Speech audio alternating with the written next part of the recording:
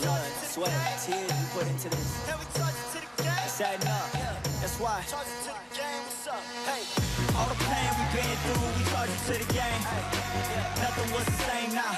All the blood we shed too, we charge it to the game. Yeah, charge it to the game. Look, all the work we put in, man, we charge it to the game. Yeah, charge it to the game. Yeah, all the tears you cried, mama, we charge it to the game. Now look how everything has changed. Welcome back to Seefeld. Today is the last cross-country race for the women here in Seefeld in this championship. We are so getting ready, 11 minutes away from the 30K skate. And together with us, as always, our expert, Devin Kershaw. And, of course, the woman to beat in any distance race this season, also in this championship. That's Therese Johaug. Absolutely. Therese Johaug has not lost an individual distance race this whole entire season. Ooh, it was close, the last in the 10K. It was very close, but I really pick her to be one to beat today, no question. Yeah, she was put a bit out of her comfort zone on the 10K, and then she lost to Stina Nilsson in the relay. Is there some question marks behind Johaug? Not for me, Karsten.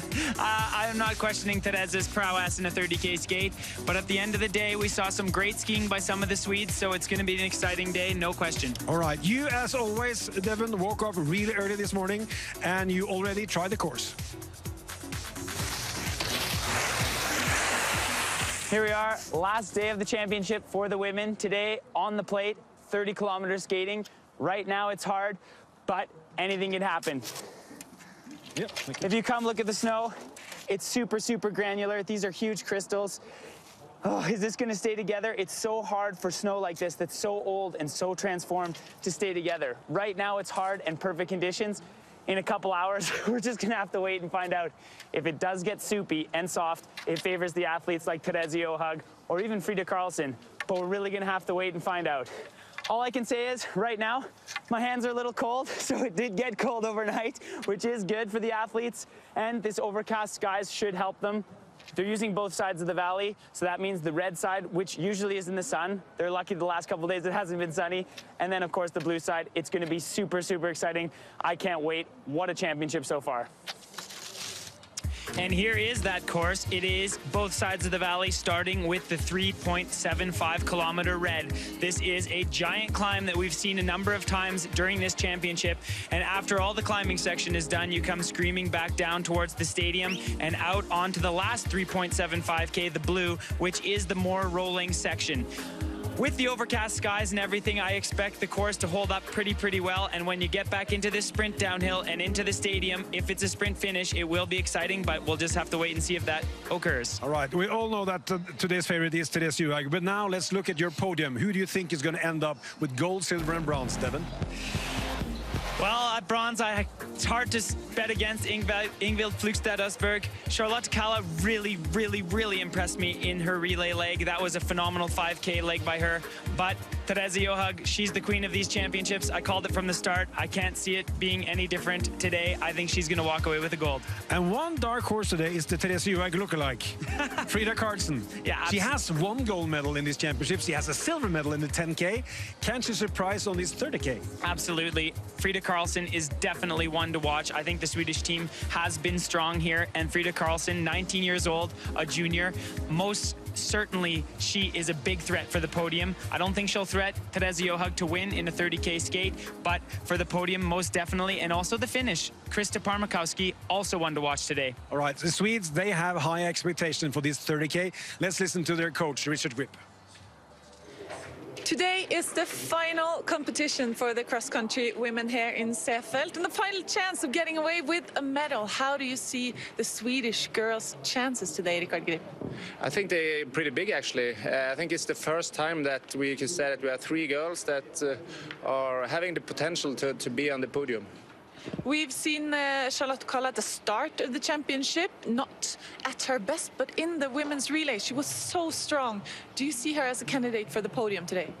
Yes, I do, and especially I think she get lots of confidence after that race in the relay, and I think she's looking forward to this race today.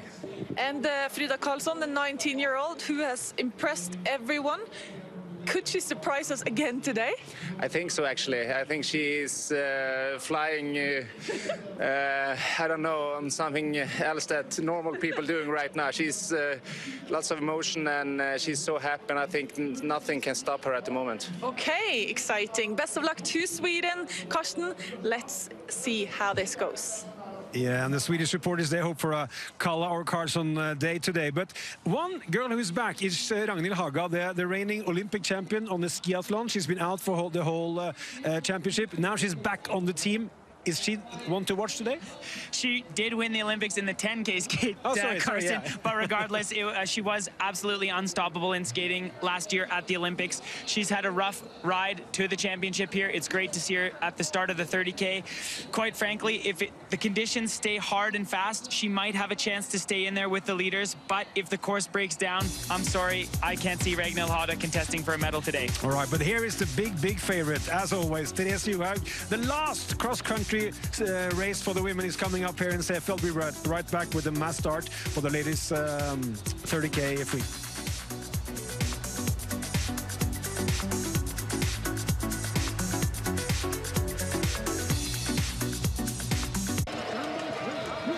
So here we go, the final women's cross-country race of these 2019 Nordic World Championships. It's their 6th outing. Some of them have done the whole lot. Ebba Andersson, she was held back early, not 100% fit early on. You can always trust Jess Diggins to wear something slightly different. It is not that warm out there. The sunshine has gone, Jess. Get the clothes back on. I don't quite understand that, Mike, but there's no doubt the action is going to be hot today. What about the Russians? Nepraeva isn't even racing, nor is Belarukova. Yeah, very strange, very strange. Serova racing, and she's had 3 races already under her belt. Charlotte Kalla, she's multiple Swedish national champion over 30K. She's never won a World Cup or a major title at 30 kilometers, so it would be brave to put your money on her, although she is on form. Teresa Stadlober missed an Olympic medal by going the wrong way. Can she keep the Austrian spirits high after a pretty poor week for them? She should not go the wrong way today, that's for sure, even if she's out front. Jakobsen might probably still on a low after the relay where she got blown away by Charlotte Kalla. That made all the difference, and Norway ending up in 2nd. Nice to see Ragnhild Haga, the Olympic 10-kilometer champion. This is her first outing, can you believe it? Incredible. She's got those credentials, but her season hasn't gone well coming into the World Champs. Hopefully today's her day. 49 starters in all, and Ingvild Østberg on the head of the chevron as the overall World Cup leader for this season, and on her right, the favourite, Therese Johaug. 30,000 metres. There is an athlete who is psyched up. Johaug generally goes hard from the gun. The condition of the tracks will determine how they race this one. So let's just go through the main players. Østberg, of course. What a championship she's had. 2 silvers, 2 bronze. It would be brilliant if she could crown it off with a gold medal today. But to beat Johaug is no small feat. Johaug wearing 2. What about Krista Parmakoski, Mike? She's wearing 3, racing in the Finnish colours. We'll see her in a moment. There she is on the right of your screen. And it's not really been anything like what we saw from her 2 years ago in Lahti. No, and at the Olympics last year, not quite the same spark. However, her form came a little better in the 10-kilometer Classic, finishing 4th. So Parmakoski, I think, is one of those top 5 names. But we'll have to wait and see. The endurance today, it's going to break everybody down. 1,052 meters climbing. It's quite some journey in these slow conditions. Charlotte Kalla wearing 7. You know, we know a lot about Charlotte Kalla. She's a big championship skier. She tends to focus on the major championships ever since she won the Tour de Ski back in 2008 and then had a really bad 18 months. She's picked her races and picked them well. What about the 2 youngsters, or the 2 younger athletes in the Swedish team?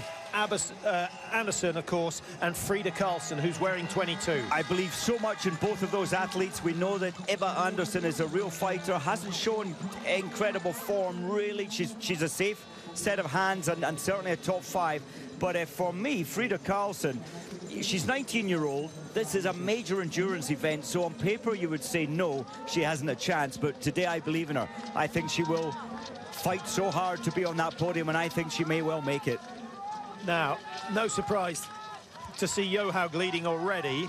Are you surprised to see Ebba Andersson right on her tail? Do you think she's going to say, I'll stay with Johaug as long as I can, even if it means that I don't end up winning a medal? And Diggins seems to have the same approach in third. I think so, and I think Ebba Andersson, that's putting her cards on the table for me very early. That's her intent. And Karlsson, if she could get up, I'm sure she would want to be in the wake of Johaug.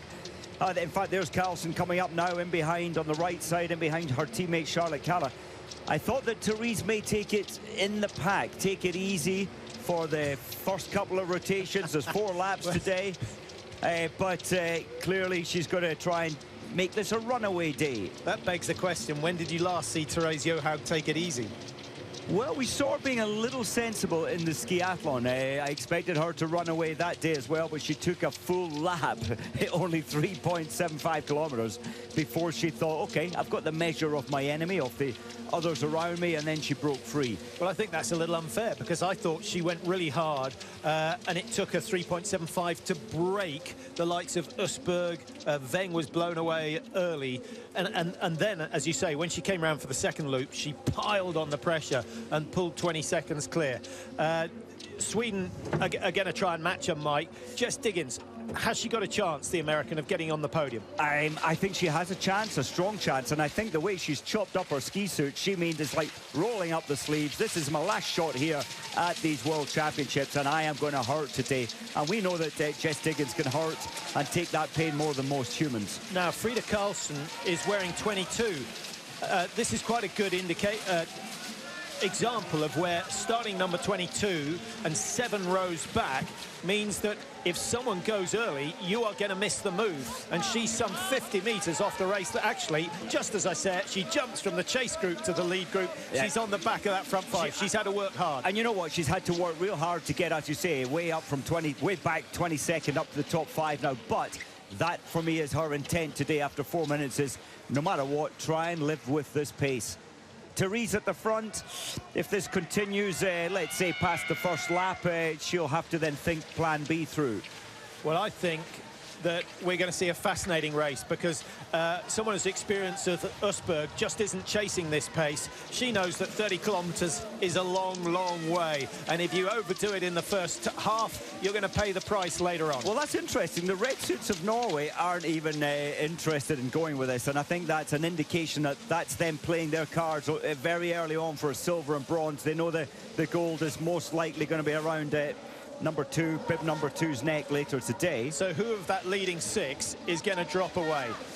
Oh, I mean, Karlsson, she's 19. She's had an amazing journey to come here. She's done incredibly well. She's got the strong mindset that you need up there with Therese Johaug's mindset. Ebba Andersson in second place at the moment.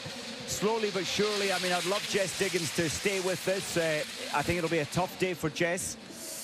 But you need to be up here right now. It's been very fast to this point, but there's the wise heads for me for chasing the silver and bronze.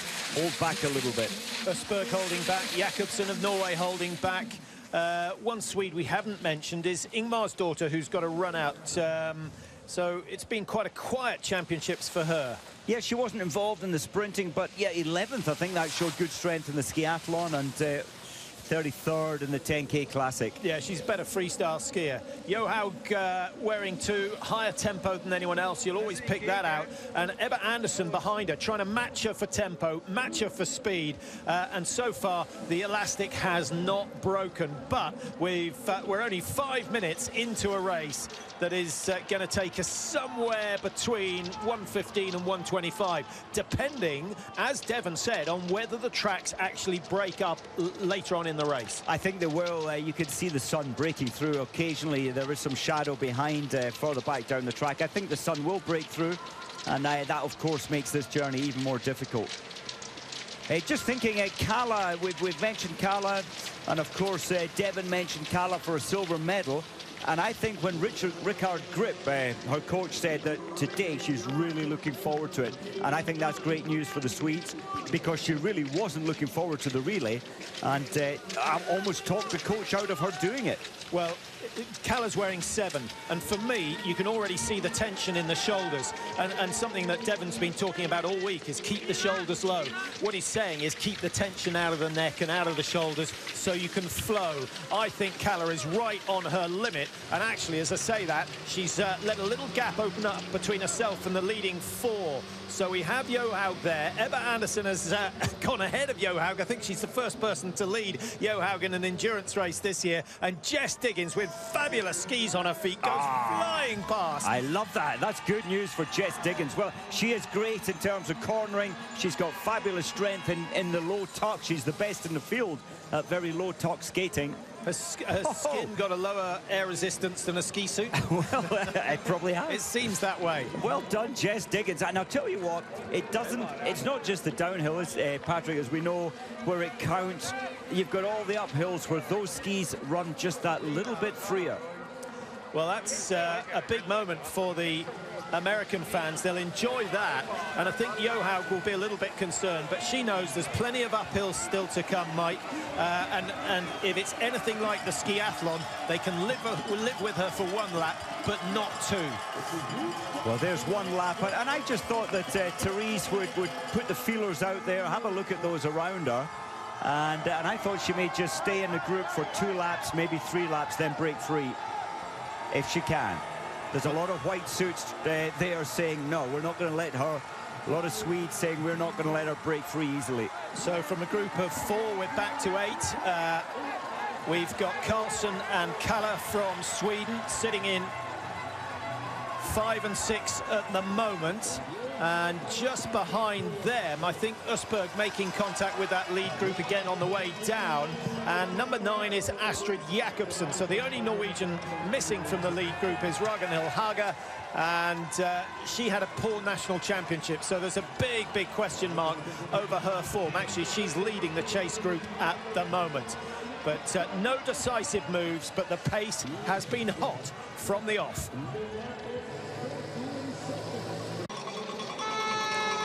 Welcome back after a very fast start in this women's 30K. The first lap completed in under 10 minutes.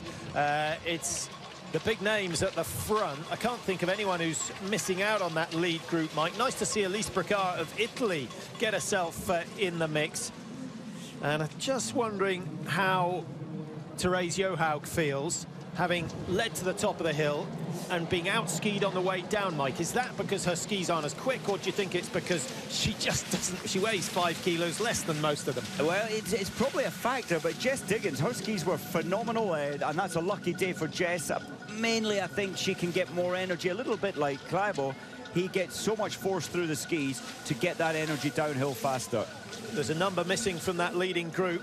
She's not far behind, but Charlotte Kalla, who was starting to look a little bit tense, is now some 30 meters off the leading group, and that, even though it's at this early stage, coming up to 5 kilometers, that might be the end of her chance of a medal. Mike, everyone is just gambling that they can stay with Johaug as long as possible, and then they don't suffer too much. Østberg again starts to ease off, as does Jakobsen. They know all about their own pacing rather than trying to stay with Johaug. And you know what, Patrick, a 30-kilometer race isn't about the first 15 minutes. Everybody knows that. Marathon runners know that. And I like the way that Parma Koski hasn't even thought about chasing that lead group. In fact, there's Parma Koski there. So she's running her own race. She's bib number 3. So it's an interesting one. Those who are trying to survive with the amazing Therese Johaug are risking blowing up later. Those who think, I'm going to pace my own race, Parma Koski, Kalla, are maybe playing a safer bet for the medals.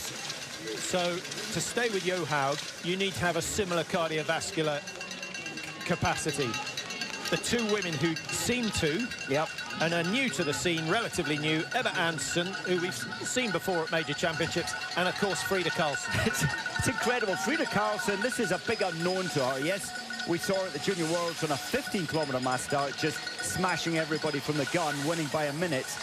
Today it's different, and they're beginning to hurt already. They really are. Yeah, Ebba Andersson dropping off the pace a little. Stadlober hanging on in behind Jess Diggins, flying the Austrian flag today after the scandal.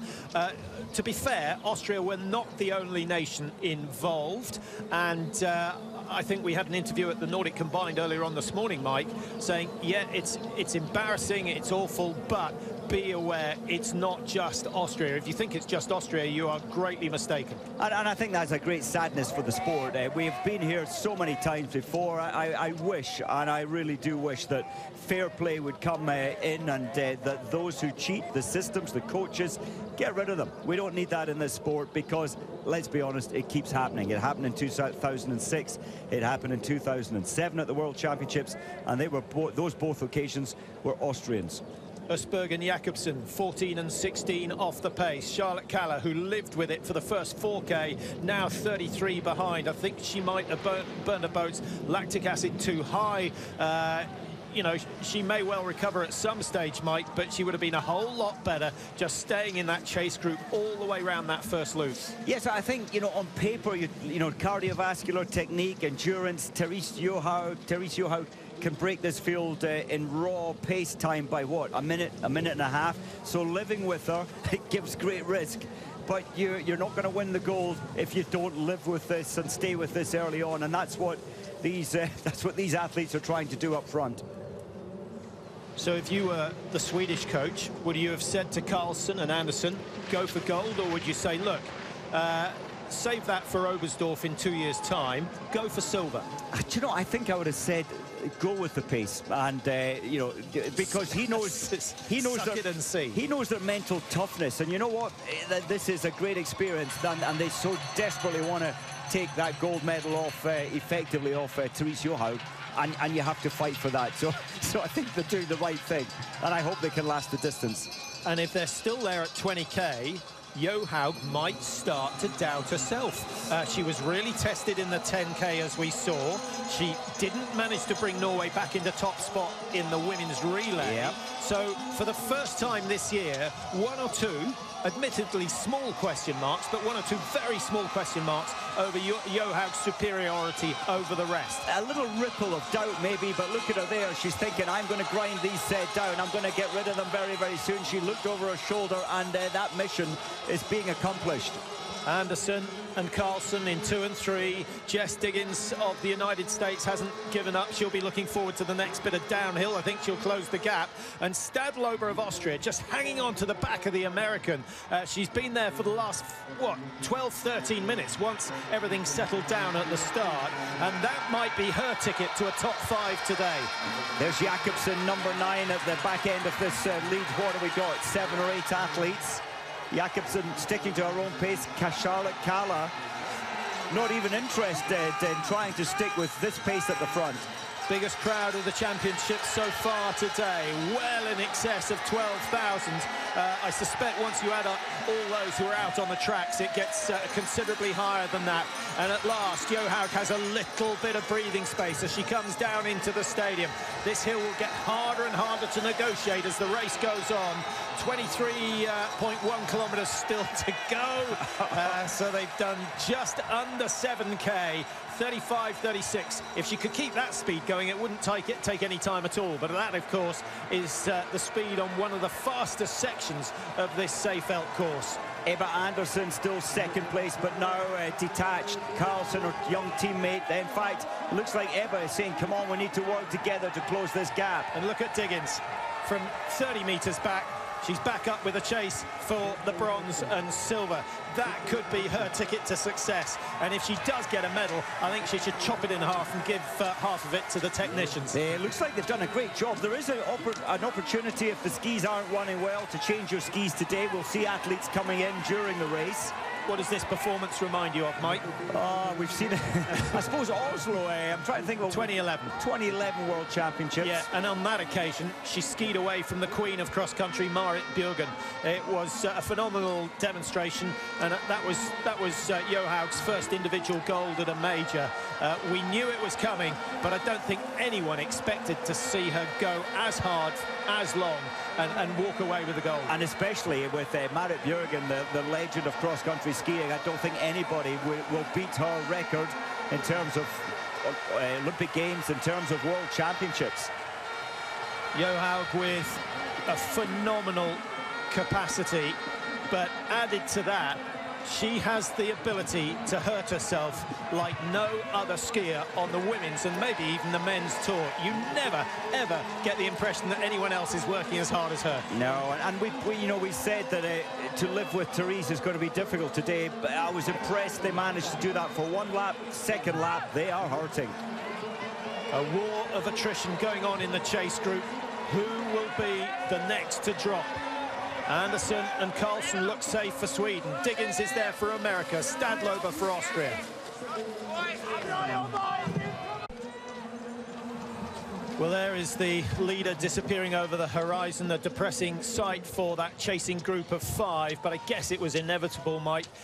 We were discussing during the break what could possibly go wrong for Therese Johaug to stop her winning this gold medal, her third. Yeah, a fall would be the only likely scenario, but that is also unlikely. But no, from here on in, it's going to be a runaway. And she has won, you mentioned those 2 victories. First one that she won, she was 44 seconds ahead of Bjørgen, and of course in Falun she was 52 seconds ahead of Bjørgen. Anderson leading the chase group.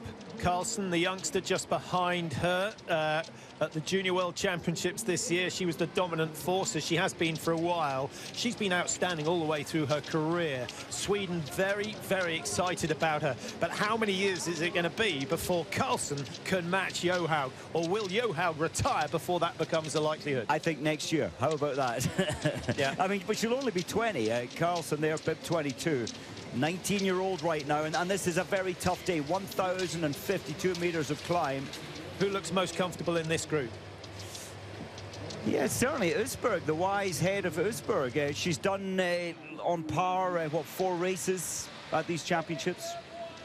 4 medals, 4 races. She didn't make the chase on Johaug in that first loop. She knows often enough she must train with her day in, day out, and knows where her capacity is. The 2 young Swedes went with it. Admirable, but was it sensible? We'll find out later on. Jessie Diggins, just, you know, her technique's never really textbook. She's a fantastic grafter, but I was just trying to see if you saw any sign that she was struggling to recover from that early burst. No, I think Jess is fine today. I really, really do.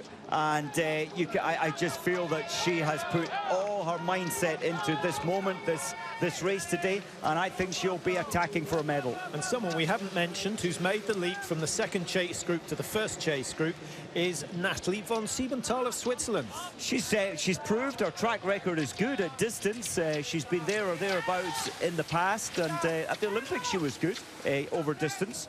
The big distance for women. Hasn't really shown us anything so far at these championships. She's made the top 10, and that was in the, well, actually that was in the relay, so no surprise with that. She was 18th in the skiathlon, von Siebenthal, but she's sitting at the back of this group, rested compared to the likes of Usberg, who's sitting in 3rd. Jess Diggins did the sprint and finished 8th in that, having finished 6th in the Olympic Games. She was 5th in the team sprint, having won the gold medal in the Olympic Games. And then USA getting 5th in the relay, which is exactly where they finished in the Olympics. So a little drop off for the Americans. And when you lose someone like Keegan Randall, that's always going to happen. I think it is. I know. And when you look at the summer that, or the early part of the summer that Jess had, becoming extremely famous, being so proud of her sport, she went out of her way so many times to say, look everybody, look at this sport. And she got a lot of press interest, of course, back home. And that takes a lot of energy, doesn't it? That disrupts your normal thinking, and I suppose she's still on a high from that gold medal at the Olympics. Well, we could go, if they keep this pace going, we could be under 1 hour 10 for the 30-kilometre. That is some pace, and the pisteurs, should we call them, have done a very good job at these championships, they've had difficult conditions, Mike. The baking heat that we had for 8 consecutive days. Then, of course, the rain of yesterday. Luckily for them, it froze last night, so the tracks have gone nice and hard. But as we saw from Devon, the granules are enormous. The snow is rotting, and it's, you know, it can so easily fall apart. It's incredible, you know, and of course we've skied here when the last World Championships came here in 1985. You only had about 2 meters of track. Here it's, of course, 4, 6, 8 meters wide. The days have changed so much, and of course this skating, which is established now, is wonderful to watch.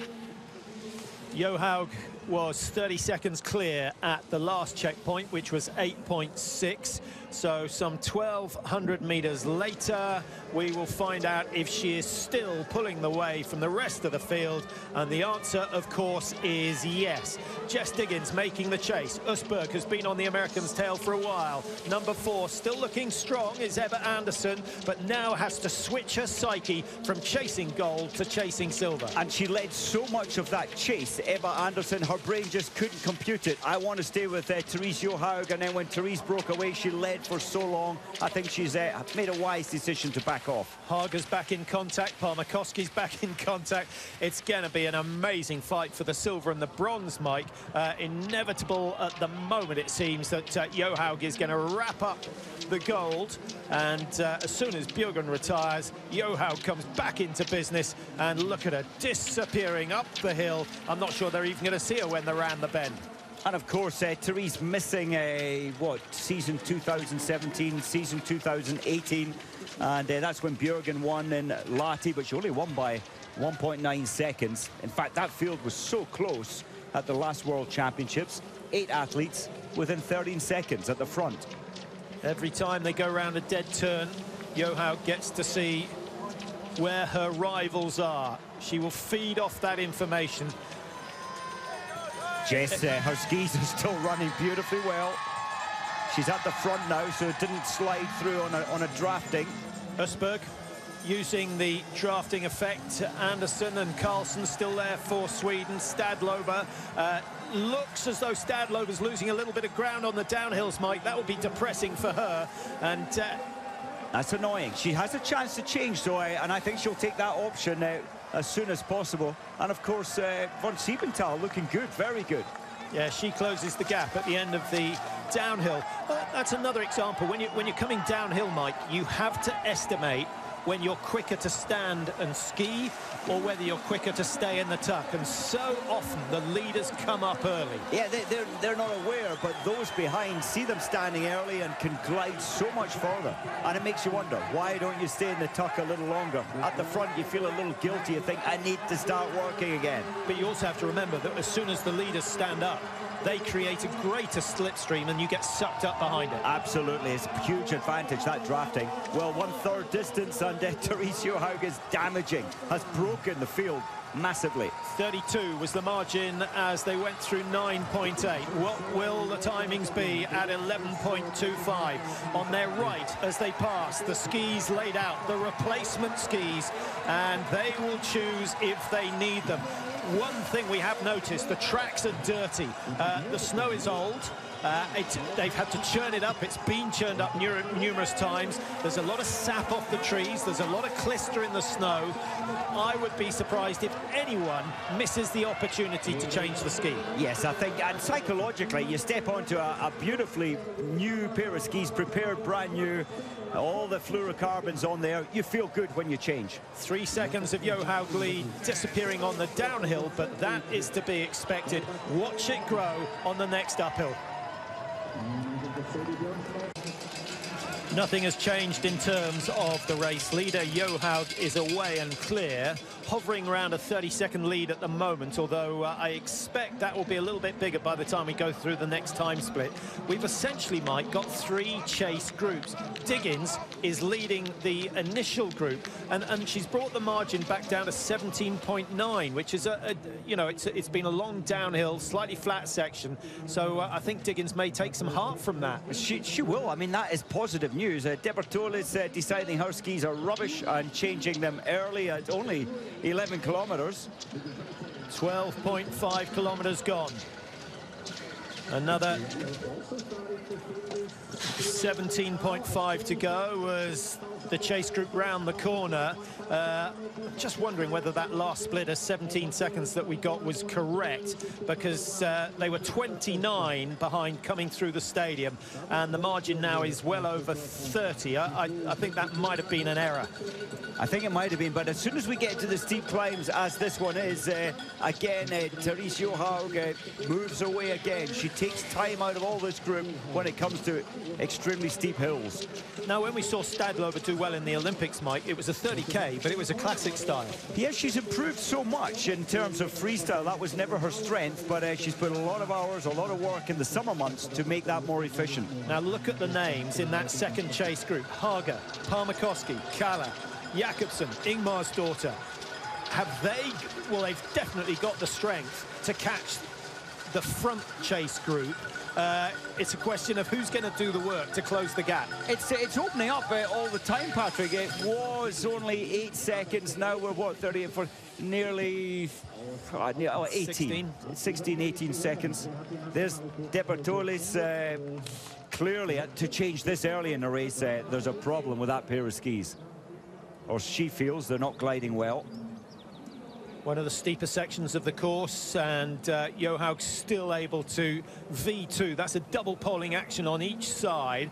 You can see how the arm action is short just to keep the tempo high and just dropping the weight. Not too much flexion in the knee, trying to save the quads a little bit.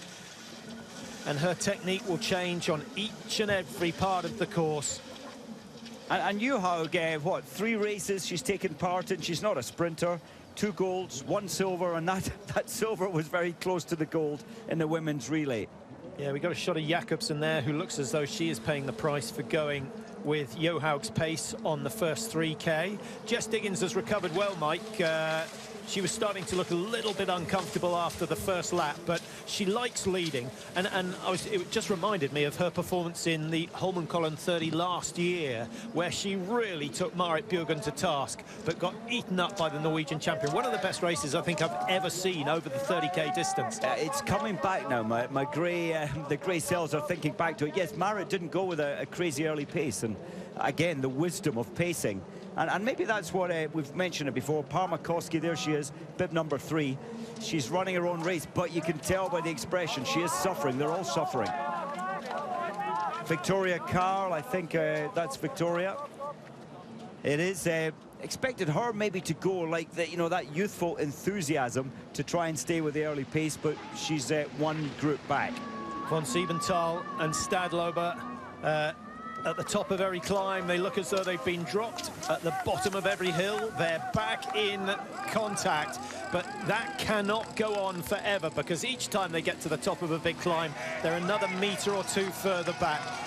Be interesting to see what happens when they switch skis, because I'm not convinced that Stadlober, who's at the back of this group, is on the best pair of skis. That will be interesting to see, and if she, in her mind, the coaches will be advising as well, you need to change, you don't need to change. Maybe some will not throw away those 18 seconds that it'll take to change your skis and run with the pair they're on. Carlson wearing 22, looking so smooth. For a youngster, she's done the most amazing job. What is she, 19 now? Incredible, absolutely incredible, the talents. Well, she's not 20 until the 10th of August. On the left of your picture, Carlson, there she is. She's just making it look like so easy. Her tempo and her strength is so great. The rest behind her are really putting that tempo into their technique. She's smooth. Yeah, we've seen some newcomers come to the fore here at these championships. So I must say I was disappointed not to see more of Skistad, who's the new superstar sprinter for the Norwegians.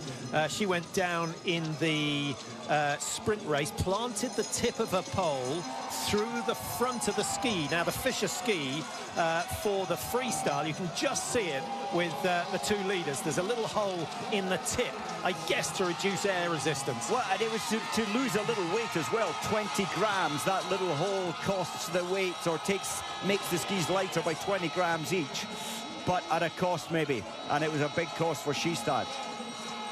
Johaug on the way down. The rest are still climbing, and they've got some way to go before they round the hill and then descend back down into the stadium. This is a hill that has decided so many medals. What was your take on the relay yesterday between Finland and France, Mike? Oh, that was incredible. France stopping at the top, Uwe just stopping at the very top of the hill and letting Finland do take the lead down there. Best strategy. It looked a little cruel. It was like the enemy and prey, and of course Finland went first. Yeah, Richard Jouve was always going to win it though, wasn't he? I don't think he needed to employ those antics to blow away Finland on that last leg, but it made for good entertainment. It did. Carlson just showing a turn of pace there. I also thought, Patrick, in the men's relay, when earlier on, when Kleibo went past Ustiugov, he came past Ustiugov on this descent so fast. I think Ustiugov gave up because he thought, I've got no chance against a pair of skis like that. Oops. Teammates.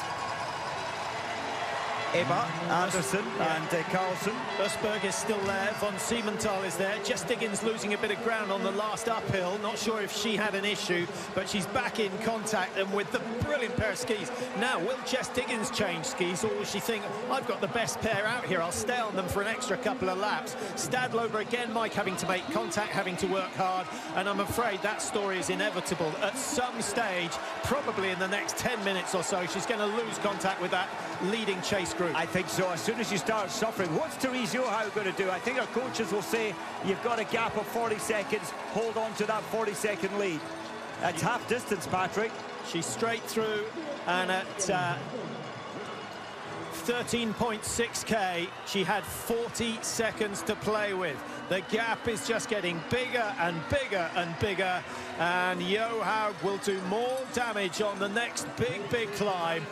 Looks as though she's heading for a minute's victory at least in this 30-kilometre, rounding off her championships in style. She will head home if it stays as it is now, with 3 golds and of course that silver medal from the relay. And of course, really the lay of this course, it's the next time round. So on the red loop, once they come in 3.75 kilometres, I think that's when we'll see the majority of ski changes. Now, in terms of medals, Norway obviously the top nation, but they've broken even their own records. 10 golds already at these championships. And what have they got from the cross-country so far? 8 gold, 3 silver, 3 bronze, and we've still got this result plus the men's 50 to go. It's astonishing. Incredible team.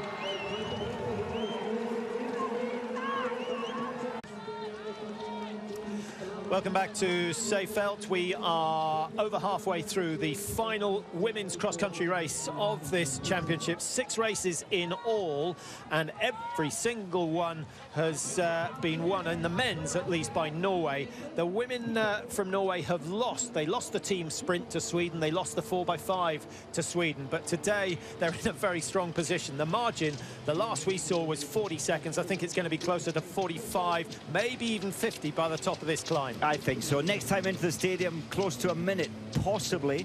And there's Ösberg, bib number 1. She let this chase group get away, remember, on the first rotation, the first lap. And now she's decided this is for the silver.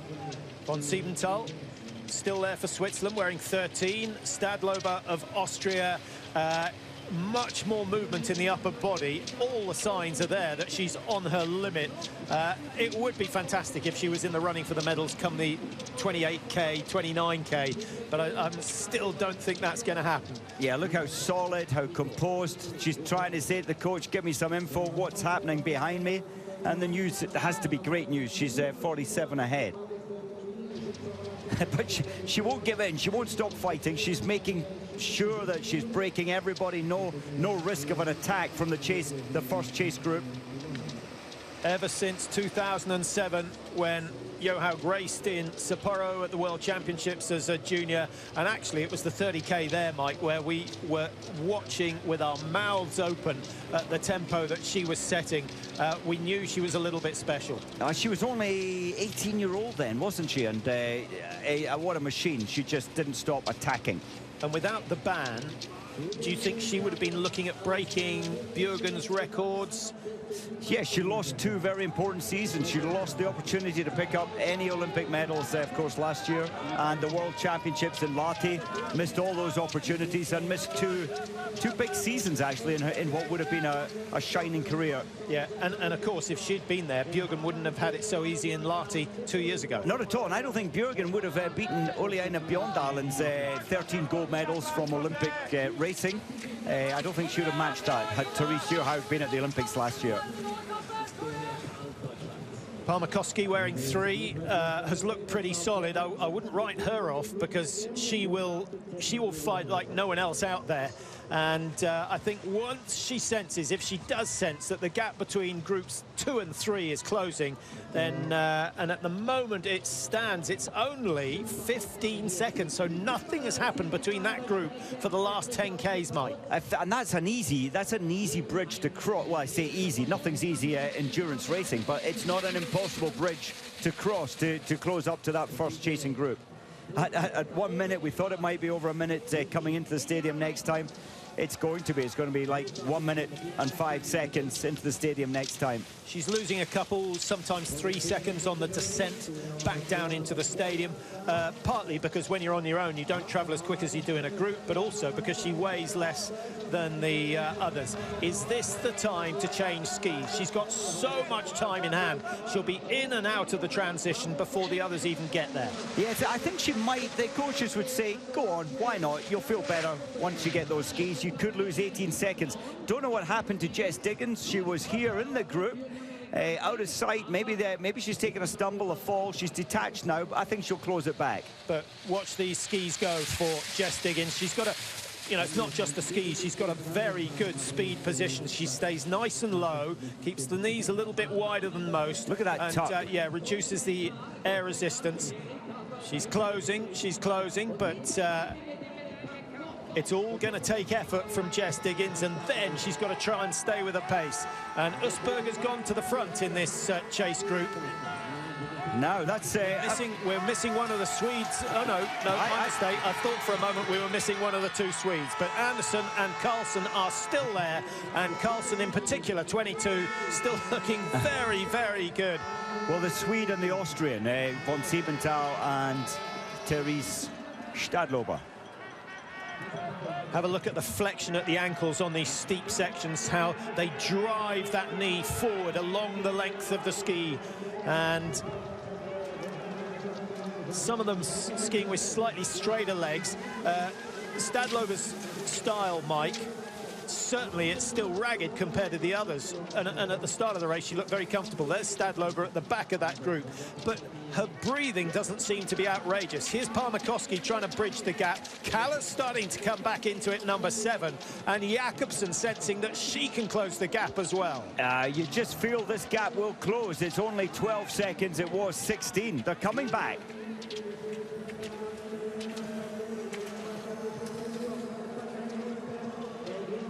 .51 seconds between first and 7th. The gap between first and second is 49. We were saying the only thing that can stop Johaug, we feel, is a fall. But she's human, Mike, just. There has to come a day where she gets the pacing wrong. You would think so, but I think when it comes to 30 kilometre, she's just so good.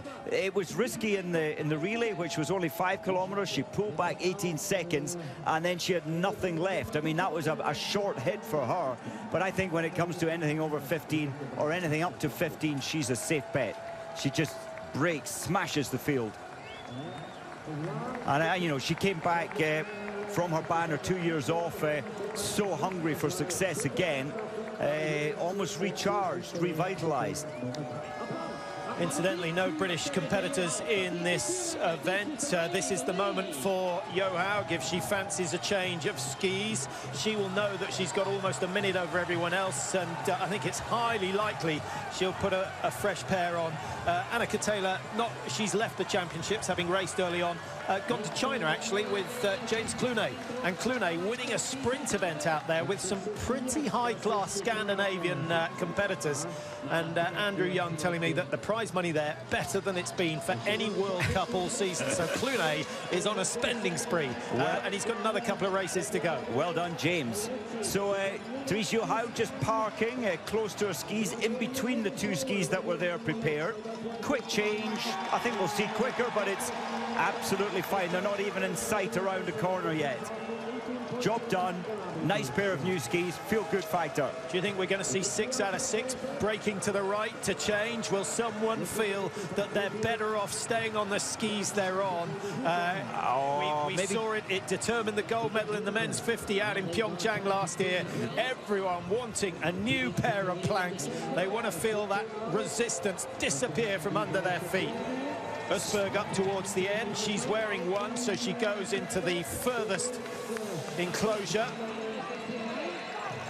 Not going to win it, but you can lose it here if it all goes horribly wrong. Very much different methods of exchanging skis. Therese Johaug slot stitching in between the two that were prepared. That's a quick pit stop for Jess Diggins. It's a slow one for Østberg. Diggins still at 43. Carlsen, von Siebenthal, 50. Østberg finds herself with 5 seconds to make up to the front of the chase group. And Anderson coming out at 54. Parmakoski now very, very close to the leaders. Just 57 seconds. And Kalla at 103 isn't out of contention for a medal at the moment. Hey, that was impressive. Jess Diggins picking up, pulling back or taking 9 seconds of Østberg in that pit stop. The holding of her teammates' ski poles, that's perfectly legal. It's just basically pushing her teammate on. That was close. Well, that was very, very close, and Carlsen did well to stay on her feet. Great reactions. I think that shows that she's still feeling fairly fresh. Diggins, nothing intentional, but the two skis colliding, it could so easily have resulted in both going down, but they're still on the way. The chase is still on, but that really is the battle for the silver and the bronze. The margin to Johaug at the moment, Mike, have you had a recent update? 43.7 at that last point of checking. Oh, look at this, Jess Diggins and Carlsen deciding this is the most important part of the race, and the chase is on. Yeah, so those 5 seconds gained over Østberg in that exchange, just telling the Swede and the American that that was an opportunity too good to miss. Oh, it's a long way out, still a long way to go in this race to be breaking free, but they're trying. Well done, Carlsen. Yeah, 44.7, so they're holding Therese, and this is the easiest section of the track, and there's not much climbing, and the chasing pack are always kind of staying level with Johaug on this section. 20-kilometer marker, Johaug's just gone through. This is where it hurts, Patrick. 10 kilometers still to go after a brutal 48 minutes. Yeah, but like all interval sessions, Mike, the last two are easier than the middle two. You start to feel... You think so? Yeah, well, you start to see side of the finish line. And here comes Carlsen now. What have they managed to get that gap down to? Are they still in the hunt for the gold medal, or is it all about the silver? Østberg's put in a mighty effort to try and close the gap down to second and third, Mike, and I think she had to do it early. She had to do it early. 9 seconds is no small feat to haul back quickly, and there's a small price tag on that, a little price to pay. Carlsen is breaking free. And 43 seconds behind. They've closed the gap on Johaug by some 8 seconds, so a very, very quick descent into the stadium by that chase group, and very quick through the exchange. Jess Diggins, lightning quick. Are bindings designed specifically for the exchange? Not yet, but I think the day will come, because people will realize that it's such a key part of these long distance races. Johaug still leading. Welcome back to Seefeld. We're into the last third of the women's 30-kilometre, and it's turning out to be an absolute classic. Johaug's lead has gone from just about a minute down to 40 seconds, and the chase is being made by Carlson of Sweden, the 19-year-old who is the new star of the show. Östberg doing well, Mike. She was some 5-6 seconds behind Diggins, got herself back up into the bronze medal position. The American looks to be struggling a little bit. Can she rely on her downhill speed for the rest of the race? I think the pace change has been so dramatic, Patrick. I think that Jess Diggins might live through this. It can't keep going at this kind of projected pace. In fact, this race is turning into like a very good book. The last chapters are well worth waiting on for. There's a lot going to change in this race, I think, even at this stage. Carlson now 9.5 seconds clear of bronze medal position. Östberg might have to settle for yet another bronze. That will be 2 silvers, 2 bronzes, but she's going to have to shake off the American Jessie Diggins if she wants to get 5 medals from 5 races here in the cross-country stadium. She didn't, of course, do the individual sprint at the start of the program. This is very interesting. Ebba Andersson looked the most determined earlier on in the race, up the first climb. Now she is detached. She's in the second, leading the second chasing group. With Austria and with Switzerland. And 11 seconds behind Jess Diggins, so struggling a bit. Nothing's happened for Charlotte Kaller. She's 1:14 back. Ragnhild Haga, who's in her first race at these championships for Norway, is 1:21 behind. And Krista Parmakoski, who we thought might have been playing a genius card with her pacing, at 1:24. It's too late. We're in to the last just about 8 kilometres. How many 19-year-olds do you know, Patrick, that would break free with 8 kilometres to go, or still trying to break free? Carlson, and holding level with the pace of Therese Johaug. Back down into the stadium, and I think Johaug will realise that the chasers are a little bit closer than they were last time around. That's interesting, and when she looked over and saw Carlson, she seemed to tighten up, a little bit nervous. I'm not surprised. If Carlson gets it down to 20 seconds, we've got a real race on our hands. But she's got to do it, Mike, within 2-3 kilometres of the finish. I suspect Carlson's a bit quicker over the last 100 metres. Oh, incredible. You would expect so, but this is an incredibly brave performance again from Carlson. And I wonder if the coaches are a little concerned she might blow up. I don't think she will, but they might. But no, she's incredible. This young lady, only 1 World Cup race prior to this, her first Senior World Championships as a junior. Beautiful downhill technique from Carlson, as you would expect. Here's your race leader up the climb at the far end of the stadium. This is where she'll go in just under 7.8 kilometres time. And instead of turning to the left and heading back out on the track, she will turn to the right and come down into that famous finishing straight. She's got a bit of work to do before there. Probably 19 minutes or so, 20 minutes to go for Johaug of Norway before she secures gold number 23. Can Carlson mount a challenge on that gold medal? I don't think so, but you wouldn't put anything past her. She's such an exciting athlete. Look at Östberg, bib number 1 there. They're not going to work together, Jess Diggins and Östberg. So Östberg on her own, trying to close down on the Swede Carlson. They're both good sprinters, Mike. Jess Diggins, of course, winning the sprint in Konya, but Östberg missing out on the individual sprint here, but she did get a bronze medal in the team sprint. She did, so yeah, I think both Östberg and Carlson very equally matched if they were coming into the finish together. But Diggins, I think she'd take anybody on in the last 20. She would not let them. She would destroy anyone in the last 20. Yeah, and Diggins, of course, put in a tremendous finish in the trial race here at the pre-World Championship World Cup last year. So she knows where to go on this sprint finish. So if she's anywhere near a medal position, you can expect to see her go for bust. Diggins starting to come through. Now, watch the gap between second and third. Last we saw, it was 9.7 seconds. It's come down a fraction, but it has come down. Carlson, has she pushed too hard too soon? 22.5 completed, 7,500 meters to go. Carlson going for that silver medal at the moment. Incredible. That's a huge pace change for Carlson. A 9-second shift is painful on any 3-kilometer track, and she seems to be coping well. Eva Anderson, who seemed to have the desire and the will earlier, is running out of steam. At 20.6, they were 102 behind, so Anderson losing ground rapidly. It's up to 116. Kaller at 117. Von Siebenthal 117. Kaller, Mike, I mentioned multiple times she's won the Swedish Nationals over 30k. This is a different game, and perhaps why she doesn't have any major titles over this distance. She doesn't. The best she's had, well, she's had third in, of course, back home in Falun in this event. She's had a fourth as well, an 11th. But no, she's not in my bracket of 30-kilometer racers.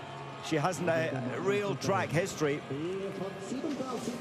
Nice to see Von Siebenthal and Stadlober still there, but they're a long, long way off contention for the 3 important places in this final race of the women's programme at Seefeld.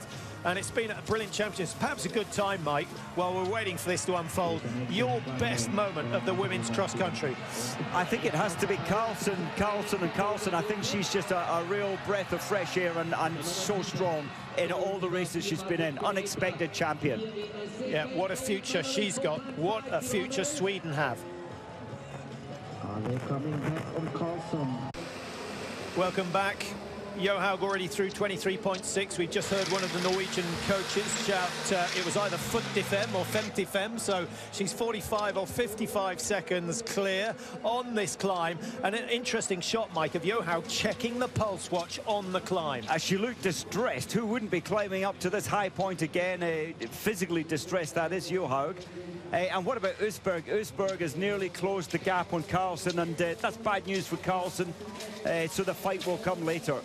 Well, it was 45, but extended to 49. Carlson and Usberg are back in contact, and Usberg has left Jess Diggins, who is now starting to struggle. It's a similar story to the one we saw in the Holmenkollen 30 last year. She went hell for leather, but the last 5 kilometers cost her on that occasion. Bjørgen ate up the distance between them, and it seems that you know, her chance of a medal fading rapidly. Oh, so much desire, though, Jess Diggins. It's not over yet, but I'm with you. Now she's in a difficult part in her race. She won't give in, that's for sure. There's a long downhill section coming, Mike.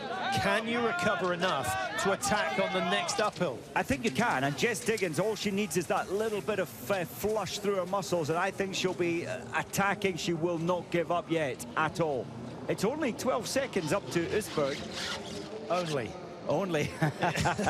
If only. I mean, all of you out there who run or even do cross-country skiing and have tried racing, you'll know that closing down a gap of 20-30 meters is very, very difficult. It's actually much easier on skis, because if you take the corners well, if you attack the top of the downhill, you can get some easy distance back on those in front, should they be relaxing just a little bit.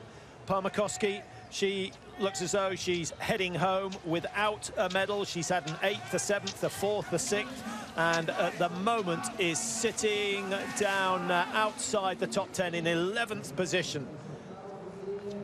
It's been a long time since Finland took this title, the 30-kilometer Koiten, and way back in, where was that, Sapporo, 2007, when she took this race.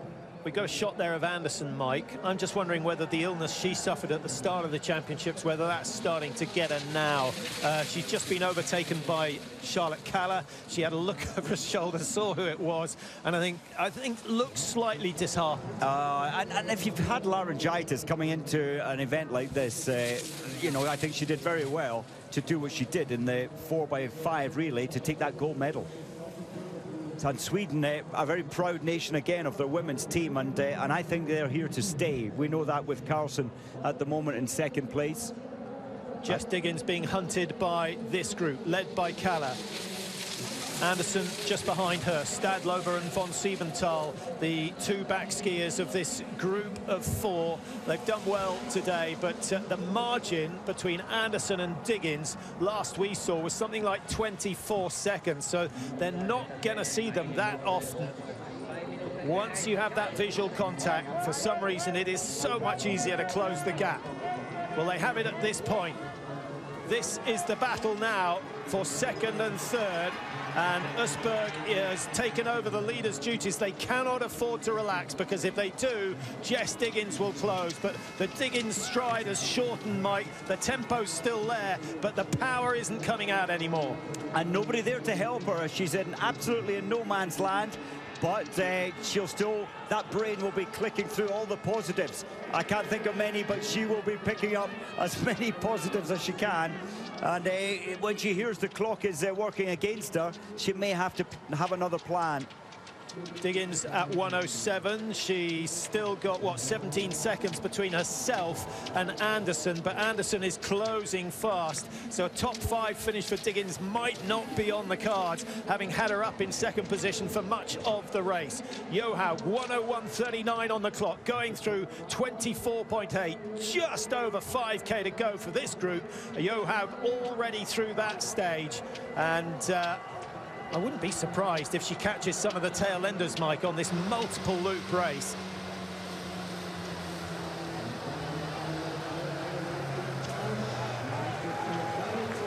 Final lap, and what an epic race it has been. Not so much for the win, but for the silver, the bronze and fourth place. Diggins' effort, sadly for the Americans, who will be heading home without a medal. I think that this was their last chance. They're certainly not going to get one in the Nordic combined. I can't see them getting one in the men's 50 tomorrow. Diggins was their best hope. It's not over yet. She's 15 seconds detached from a bronze at the moment, and 15 seconds over 3:75. Not impossible.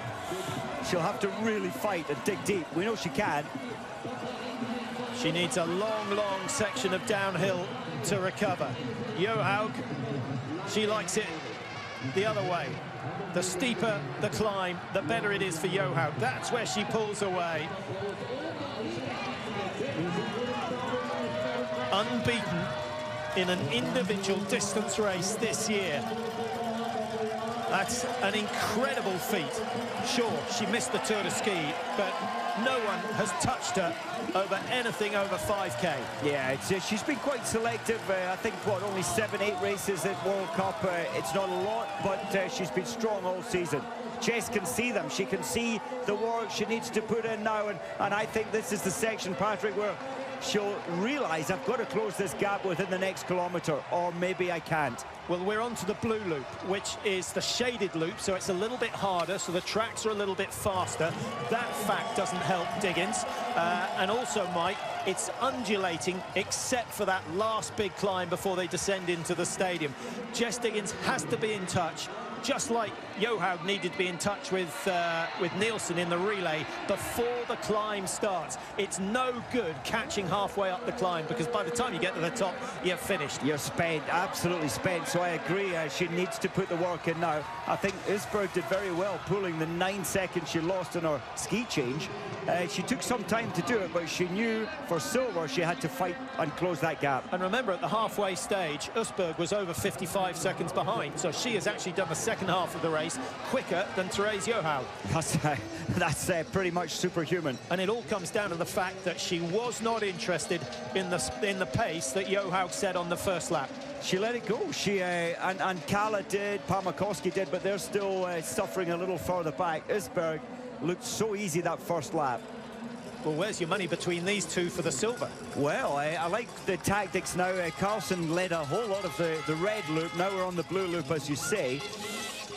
If Carlson plays this right, and I would advise that she should stay in behind Usberg now. I think she's got the strong chance. Yeah, and Carlson's moment may be the big climb. This is the first of 2 big climbs on this blue loop. So Carlson probably better to stay patient here. They'll keep an eye on the gap between themselves and Diggins. Diggins will not give up. You can absolutely guarantee that. 18 seconds behind now, so the gap is still growing. But if she can keep it to under 20, quickly and she can produce a last 2-kilometre dash, then she might just get in there. She's looking a little better than she did a few minutes ago. She's looking strong again, looking very strong. She's pulled, no, in fact, she's still the same pace as she was when she came through the stadium. We've got a group of 4 here, Mike. But the Swedes have done all the leading. Von Siebenthal and Stadlober, you could say they're not interested in leading. You could also say they're not capable of leading at this pace. No, they're not. And I think Charlotte Kalla, she hasn't got involved with any big pace setting. Right now, she seems to be more on fire than at any time in the last 1 hour and 7 minutes. So she's going to try and mount an effort to get up to Diggins, if it's possible. Anderson wearing 4. How much better would these championships have been if she hadn't been ill? But she has got a gold medal to take home from the 4x5 relay. She played a crucial role in that. Diggins still grinding it out. And actually, those 2 in front look a little bit closer at the moment. And as this gets tactical, Mike, which I suspect it will do, because Østberg will know that that Carlsen is going to attack on that last climb. And Østberg needs to be as fresh as possible when they get to that stage. Very much, and I think you're right. That's why this pace has slowed just slightly at the front. They'll know they can't slow down too much. Jess will be on them. The gap between the lead and second place has closed again. We're down to under 50 seconds, but it's too little too late with under 2.5K to go for the race leader, Therese Johaug, to secure gold medal number 3. Diggins, what was it last time we looked? 16 seconds. It is still at 16 seconds. In fact, 26 seconds now. Get those maths right. Oh, that's... Yeah, it's over. It's over. Now she's got to defend 4. Defend her 4th position.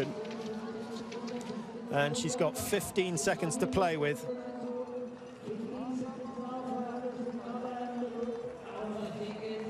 Diggins rounding the corner and looking very, very scrappy, very much in contrast to bib number 2, Therese Johaug, the 30-year-old from Oslo, the number 1 in the world in 2014 and 16. She probably would have had 17 and 18 had she not been banned. And, of course, lies 4th in the World Cup standings this year. But as you said, Mike, she's just picked her races. This is what she's been focusing on. Little move. It is Carlsen. It's very early to go. I think she'd be wise to just stay in behind.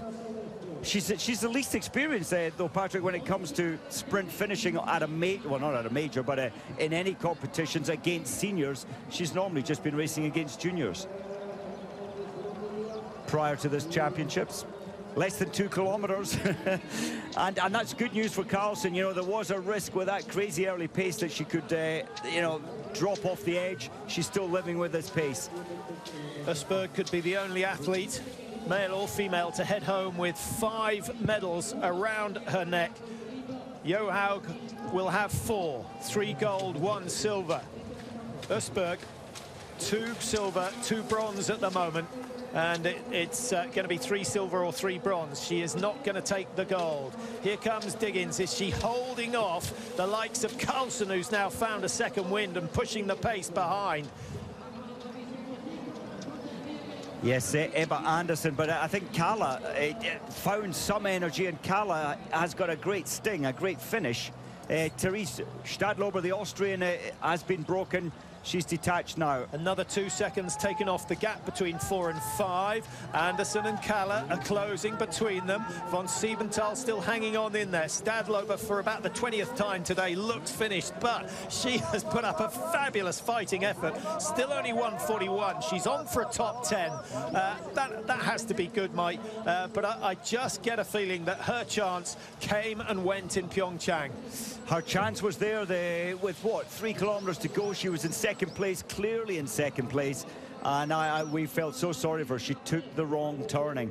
Her father was commentating alongside us, and he was just broken, devastated that his daughter, with that silver medal practically around her neck, made a mistake.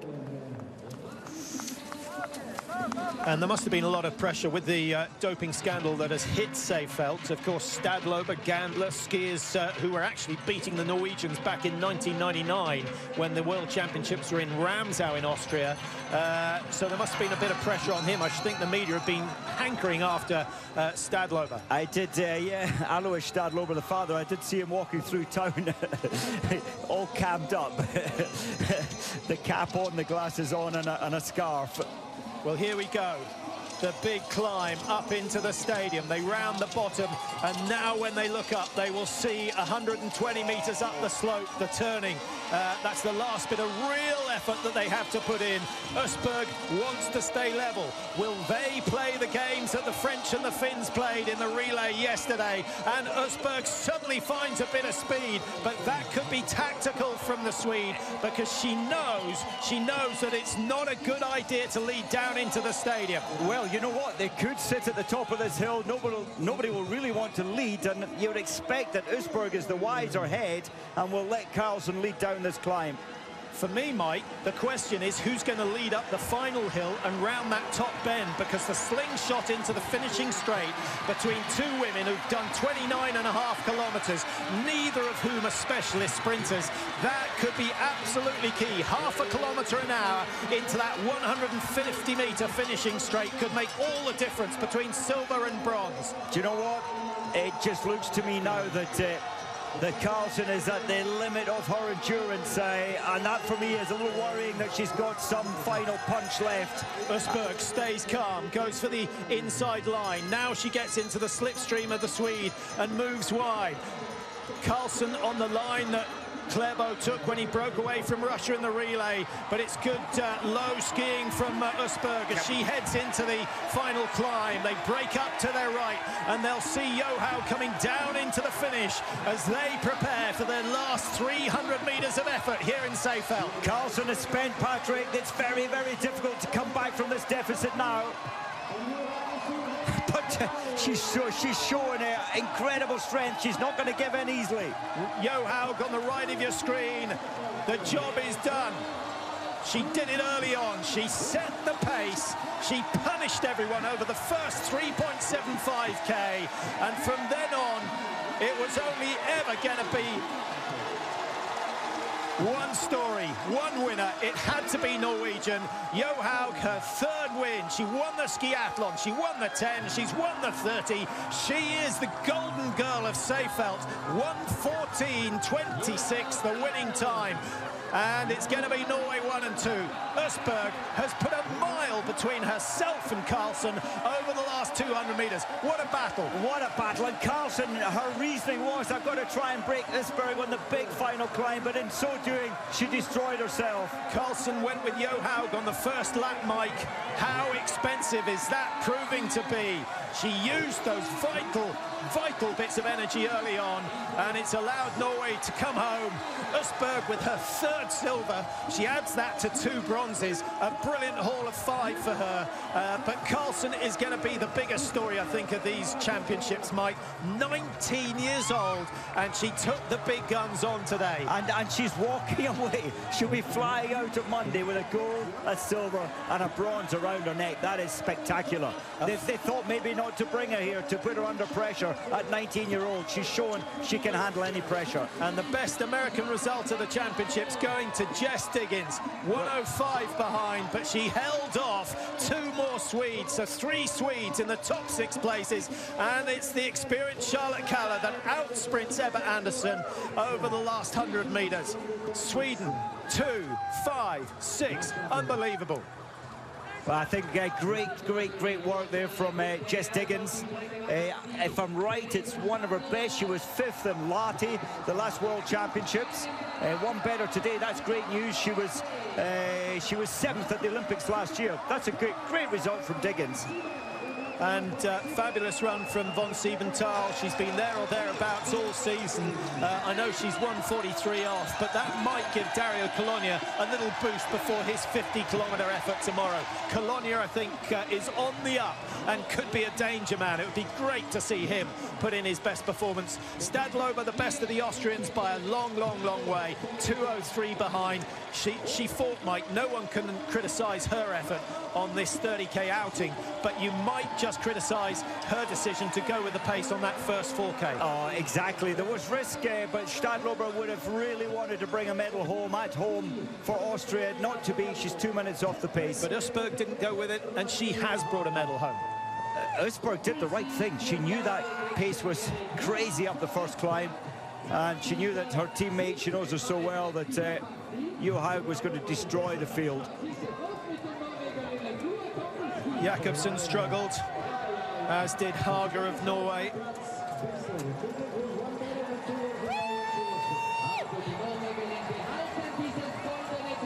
So we're going to hear the Norwegian anthem for the 9th time out of 11 races. Total domination. Impressive, but is it good for the sport? And if it's not, what can we do? Well, I think the Norwegian team, it's part of their, well, use the DNA, it's part of their culture. They're out there from young age. The club structure is brilliant. It's self-feeding, and they love this. It's good for the country. It's hard to change. Maybe the clue is on the headband, the Sparta Bank. I think they're quite handy when it comes to paying for all the waxing technicians, all the coaches, all the athletes have a national coach. They have their personal coach. No expense is spared to get these results from Norway, but it's not just that, it's culture. The kids want to be cross-country skiers. That's not the case in any other country. In Austria, they choose alpine skiing. In UK, they choose football. You know, Norway just have this culture where these are the guys who are on the front of your cereal packet. Exactly, and they cover every possibility. The skis are always very good, if not the best. And you have to. It's like British cycling. You need to cover all the options, and that's what the Norwegians are doing well here. Palmakoski, Jakobsen, 11-12. Ingmar's daughter, haven't seen so much of her at these championships, but she's got a top 15 result today, left in the wake of Therese Johaug, who has won here today, and the winning time 1:14.26. It was a phenomenal effort and very similar to the one we saw from her in 2011 in Oslo when she beat Marit Bjørgen over the same distance. Well, let's hand over to Devon and Karsten for their roundup. And we're back here from the mix zone in Seefeld, where two Norwegians can celebrate gold and silver, and of course Frida Karlsson. She has an tremendous championship, the under 23 junior, World Junior Championship. Yes, still 19 years old. She has a gold, she has a silver now. She also has a bronze. But what to do, Devon, with Therese Johaug? This was funny for 5 kilometers, and then it was over. Yeah, it was over really quickly when you saw the course and a little tougher conditions. I don't know if the folks at home saw that. The first 15 kilometers went a lot faster than the last, and that's because the snow is so dirty, and once it breaks up a little bit, it turns into quite the grind, Karsten. And if it's going to be a grind, no one's going to touch Therese Johaug, and we saw that again today. Hats off, what a champ. Well, here are the key moments of the race. You can see early we're at first lap, just under 15 minutes into this puppy, and you see Therese Johaug. This gap only got bigger, Karsten. No one could touch her. After that, if you were hoping for an exciting race for the gold medal, I'm sorry to let you down, but we tried to warn you. It was over before it began, really. And here at the 10K, Therese is still just digging in. Speaking of digging, Jessie Diggins, what a phenomenal performance. She was unbelievable. But when Frida Karlsson went here at the third lap, just halfway through the third lap, no one could follow. Usberg playing it pretty safe, and by playing it safe meant that she could slowly reel back in Frida Karlsson. You see Jessie Diggins. Oh, my heart goes out to her, really. No one in skiing, men or women, can push as hard as Jessie, and she was just absolutely wrecked by the end. Speaking of wrecked, coming up the last hill, Frida Karlsson tries as much as she can to shake Usberg, the better sprinter. Frida knows that Ingvild is faster than her on the run-in, but at the end of the day, she's a junior. She's 30K, well, right here, she's 29K into this thing, and both athletes are just at their absolute limit. But coming down this hill, the writing was on the wall that obviously Therese was going to win, but also that Østberg was going to secure the silver medal. And here's the images everyone in Norway will be so thrilled to see. Therese Johaug, 3 distance races at these World Championships, 3 individual gold medals, plus her silver by the 4x5K relay. And there is, I mean, she's going to do it, Carsten. I think she's going to have the perfect season with distance races. She has not lost a distance race this entire season. And Ingvild Flugstad Østberg has finally figured out the key to the championships, which is so great to see. She was bitterly disappointed at the Olympics last year, and in 2017 it all went wrong. But Frida Karlsson, everything went right. The double World Junior champion secures the bronze, and here's Jessie Diggins. I am so proud of her here. I mean, the fact that she held on for a 4th place finish today is just absolutely unbelievable. She looked so completely wrecked for that last lap, but she held on. But here you go. Yeah, the classic jump. There's no one better. Oh, yeah, exactly. Got a little tired legs, but let's try and get it dialed in here. Oh, boom, there we go. Perfect jump by the 3 Scandinavians. What a great race today. It was. And of course, Therese Johaug actually works out 1,100 hours a year. That's a lot of hours to working out. Yeah. And of course, the amount she was out for 18 months with suspension. This image, to walk past the finish line with a Norwegian flag, having her 3rd gold in these championships, that must have been the motivation all the time. Oh yeah, I mean, she liked to say before the championship begun, Carsten, that all I would like is to come away with 1 medal and I'd be happy. Like when you haven't lost a distance race all year, I think the folks at home and us here in the studio expected more, and she delivered as we thought she would. There's just nobody in the world right now that can touch the young woman from Dalsbygda, Norway. She's the best skier in the world, hands down, and to come away by winning all the distance races at the World Championship, it's just an absolutely amazing feat. But I have to say something. We stand here in full winter's gear. It's 2 degrees. It feels like -1. Yeah. Because it's quite cold in Seefeld with the wind and everything. Jessie Diggins, she had a sleeve on. She had a shorts on. Is that, okay, listen, girls, I'm the toughest one in this field. Well, I don't know if she's trying to flex on all the other girls, but she is the toughest one on the field. All the girls know that. As good as the likes of Therese Johaug are, or Ingvild Flugstad Østberg, if you want to know who has the most grit, that's Jessie Diggins. But I don't know, she must just run hot, Carsten, because like shorts and t-shirt on a day like today, I'm feeling cold. My nose is feeling a little chilled, and she's out there racing in cycling garb pretty much, so I'm impressed. Yeah, and she was lying there for like 45 seconds after the race. She was totally pumped, but then she told us something. She had so great skis today. Oh. Amazing skis. You can also see it in the downhill. She was so fast. Oh, yeah. The wax technicians for the Americans can really celebrate today, and Solomon, of course, because oh my Lord, look at these puppies. They are just so incredibly fast. They were the best skis I've seen, and on these conditions, you know, when it's plus 15, I'm not that surprised that the Norwegians have the best skis when they have such a big waxing staff and so much expertise. But today, like you said, it's 2-3 degrees. It's not deep slush. And Jessie Diggins' skis were just absolutely unbelievable. But it wasn't just her skis. It was a grit. I think she completely died with 7.5K to go, yet she hung on for 4th. Those 2 Swedes, you had Ebba Andersson and Charlotte Kalla hunting the whole time, and they could never catch her. Unbelievable stuff. But talking about catching, how can you tighten the gap up to Therese Johaug? How can the rest of the world narrow the gap? I think because it has to happen sometime. Yeah, I mean, there's big teams that are chasing her. I mean, I think the Swedes would love to know the answer to that question. Some of those young Russians, part of that really resurgence in the Russian team for women, would like to answer that question. And right now, I'm sorry to say, this whole season, and here in Seefeld, you're gonna have to go back to the drawing board and really think hard. I wish I could give you guys some answers, but quite frankly, Therese Johaug is just so tough, and I think it's impossible. Okay, but look at this girl, Frida Karlsson. Is she the next Johaug? You know, everyone's been saying that, and I hate to put that kind of pressure on a junior, but Therese Johaug in 2007, amazing with a bronze medal, and Frida Karlsson leaves with 3 medals. Unreal. All right, bronze medal today. Hopefully we will talk to her and the 2 other winners here at the Seefeld, the 30K, when we come back in just a few moments.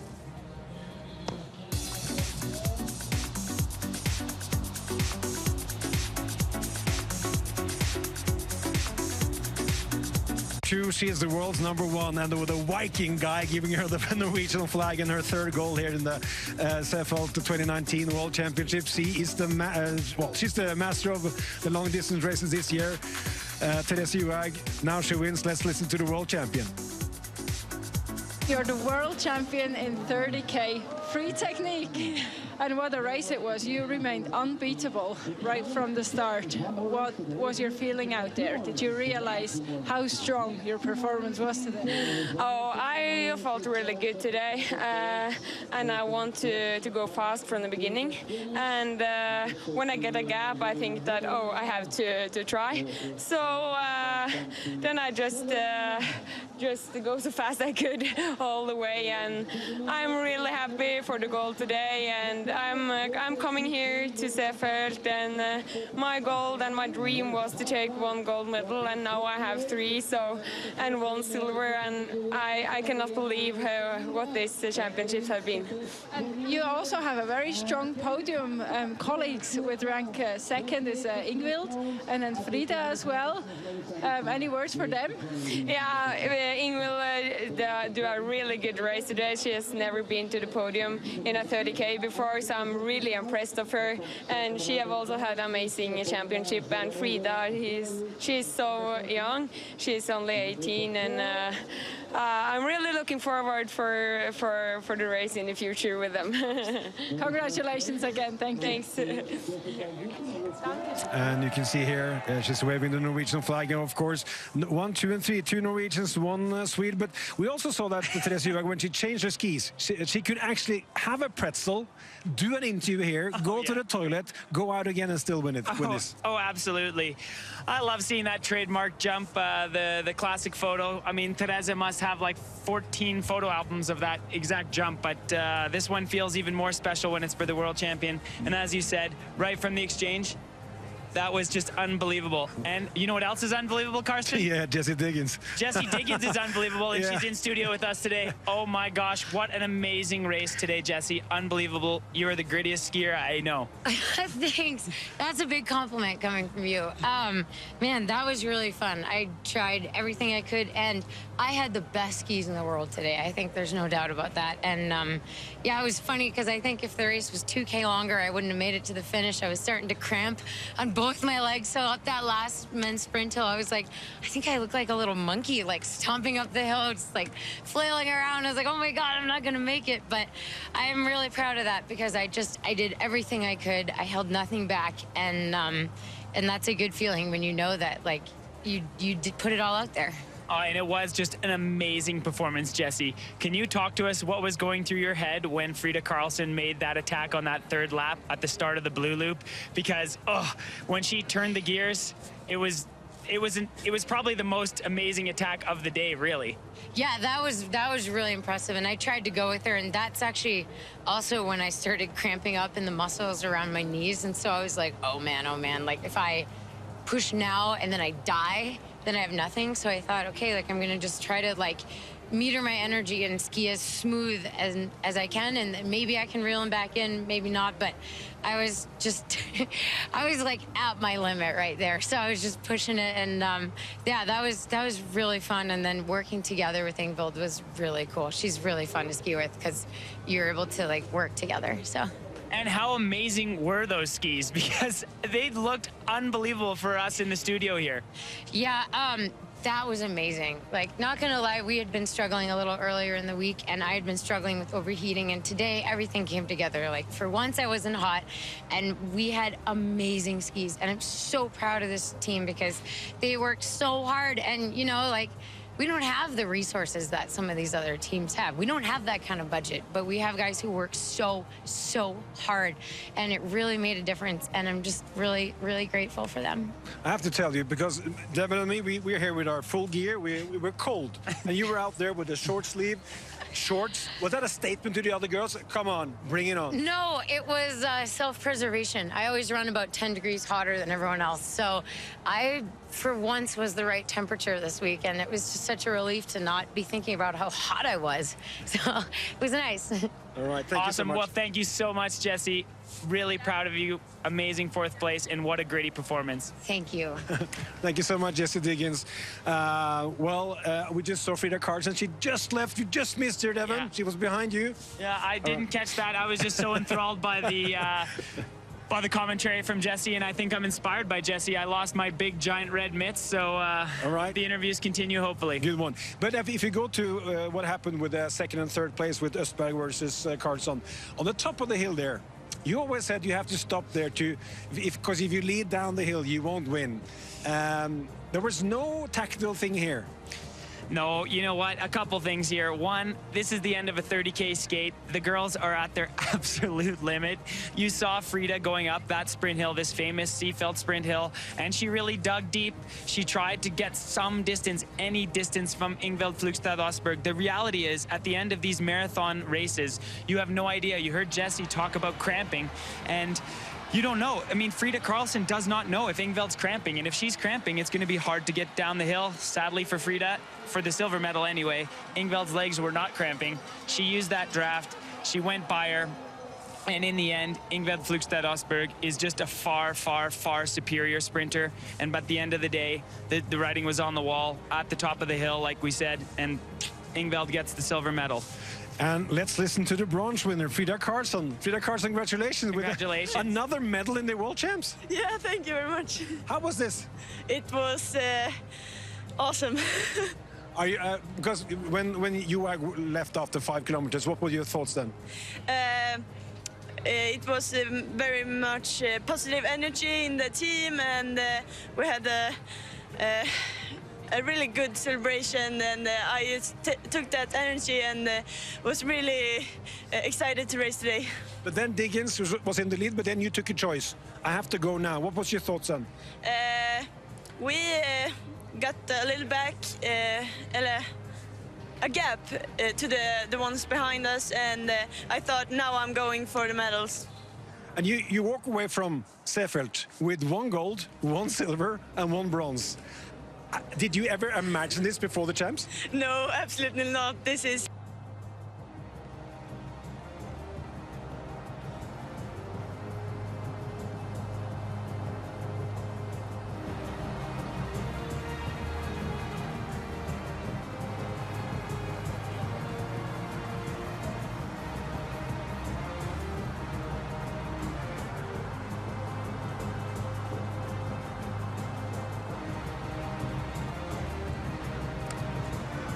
Well, apologies for you thought she was going to do second. Yeah, you know what? She blew up. She did. She went with that early pace, but at the end of the day, the reality is Kalla flew a little too close to the sun, Karsten. She burnt a little too hot, got dropped, but the fact that she came back for 5th, I think she really metered her energy in a phenomenal way to get 5th place. Of course, she didn't Charlotte, want that. Can we take 2 questions for you? But here she is now. We just talked about you because this was a hard Your race. ears were burning.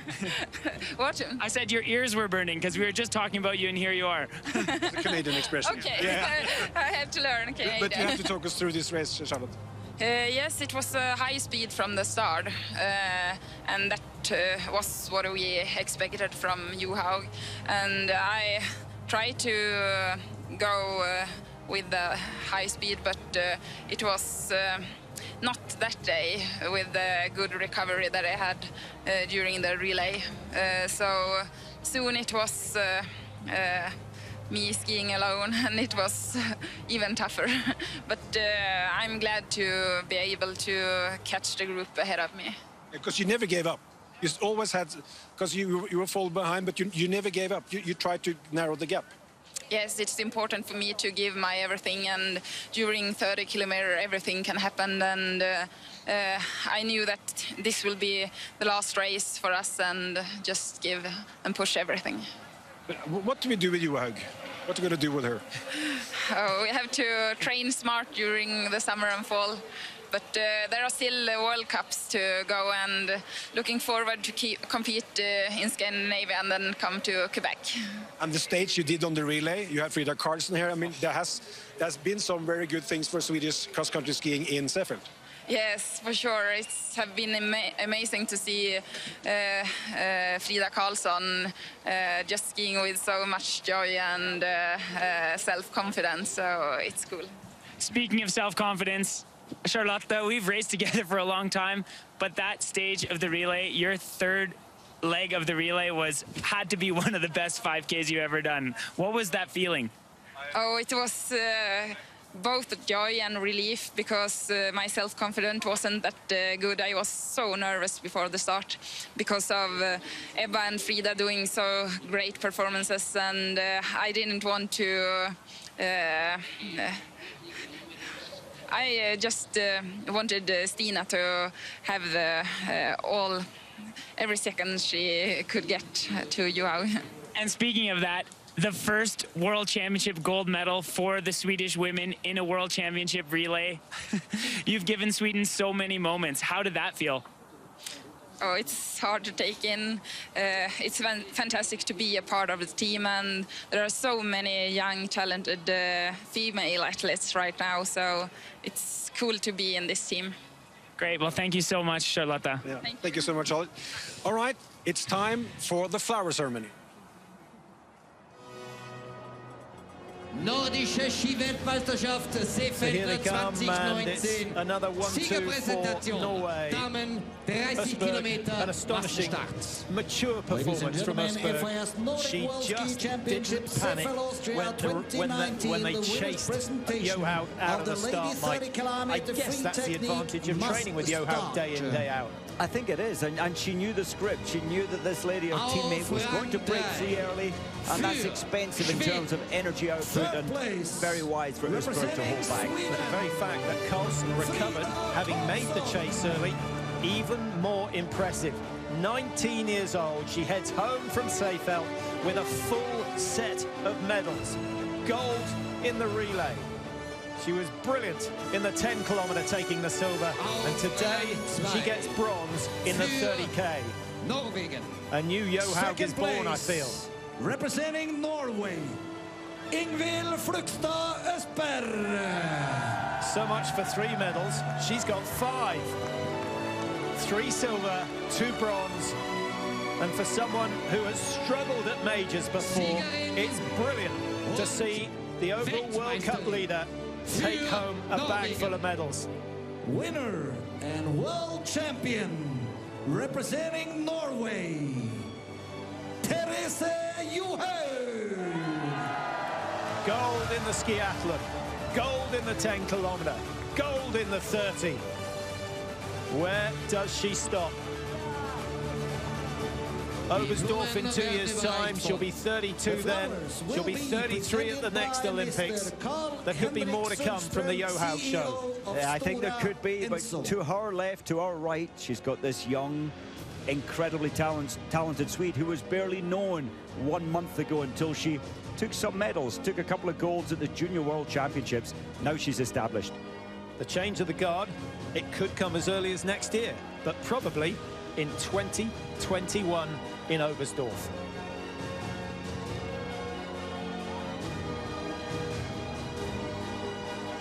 Meine sehr geehrten Damen und Herren, has she put her issues behind her? Well, maybe not. Controversy lives a long, long time, especially after what's happened here in Austria this week. But you can do nothing more than congratulate Johaug on her 3 goals.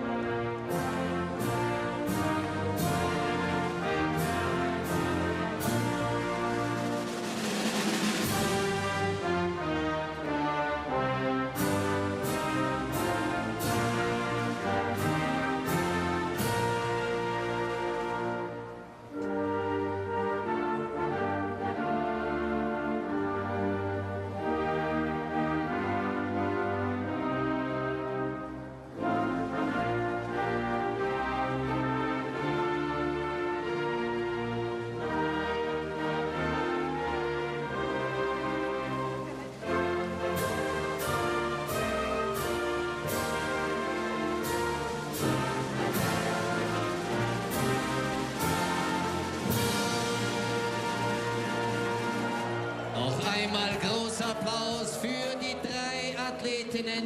So 2 more medals going to Norway and their 9th gold from the cross-country stadium. We'll be back on air in 20 minutes time, just over 20 minutes time, for the second phase of the Nordic combined. Germany, Norway, Japan, Austria fighting for the medals in that one. And then remember, the men's 50 tomorrow. Musgrave and Young will both be racing. We'll be on air at 11:30 for a 12 o'clock start. Don't miss it.